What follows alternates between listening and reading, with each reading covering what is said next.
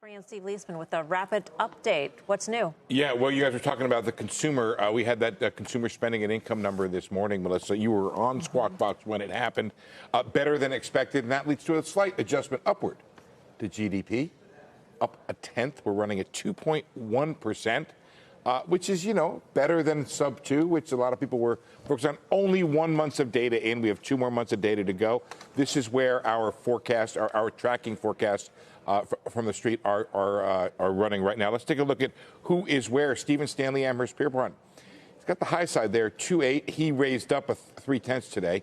Oxford at 2.1. Atlanta Fed at 2%. They went down 0.3. They must have had a stronger consumer even than was shown today. And Deutsche Bank, they have the bottom there, 1.6. I want to show you where we're at.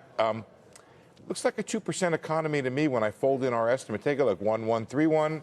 2 and 2.1. Anybody want to do the average real quick? Well, at the top of our head? The difference between this and the previous economy, while they've both been 2% forever, this is a tremendous 2%.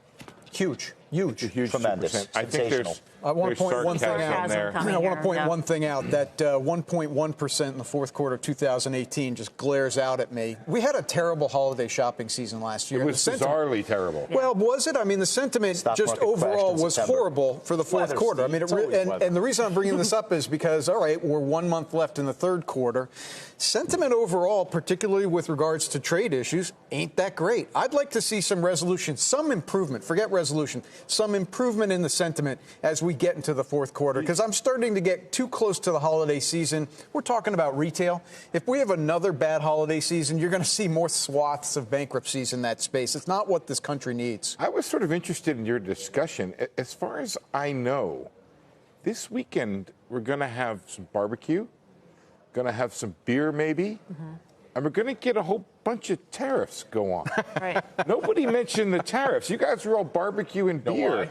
Am I missing something? Does nobody care? Is it all cool? No. What has happened is both, I know. both on the part of the United States and the Chinese. Yeah. They have fatigued investors so much with the over. You can't do it anymore. Steve, I couldn't even tell you what actual tariffs we would be expecting this weekend because there's been such. It's a little unclear. I think it's like a little less than half goes into effect on 125 and then the other 170. That's what December 15th. That's what made me think about it, because we still have those other things go on December 15th, which is 170, which is much more consumer oriented. I mean, there are some consumer goods here in the September 1st ones, including some of the Apple products like the wireless headphones, the watch, for instance. But I think the Jim large makes part of it is December 15th. I think Jim makes a really good point, because nobody really starts thinking. I mean, if you're a retailer, you think about it already.